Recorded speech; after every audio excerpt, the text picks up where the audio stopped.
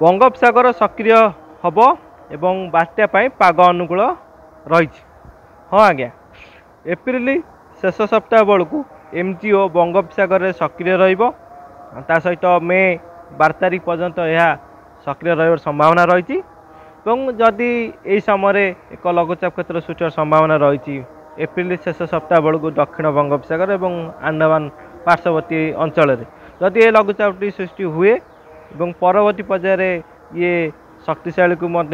जापे कहीं एमजीओ सक्रिय रही तापमात्रा सपोर्ट दे पारे एवं ताप शक्ति केते रही से समय परिस्थिति जहाँ निश्चित भाव में खरा दिनिया लघुचाप जो रही है अधिक घनीभूत होवार संभावना को एड़ाई दि जाए न पारे अर्थात गोटे एप्रिल शेष सप्ताह और मे प्रथम सप्ताह बेलू एक बात्या आशंका को एड़ाई दि जाए न पारे। आज हूँ एप्रिल 10 तारिख आम कथा होचे मे प्रथम सप्ताह और एप्रिल शेष सप्ताह कथा तो अर्थात आहरी 18 दिन रु 20 दिन बाकी रही तो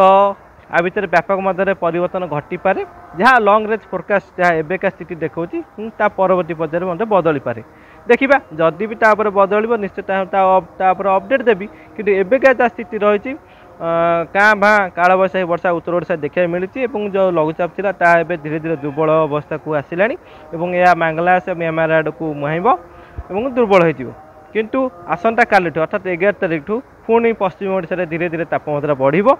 एवं से समय एक पश्चिमा झड़ ओडिशा दे पश्चिमरू पूर्व को मुहाइब अर्थात ओडिशार यार प्रभाव देखा मिल पारे।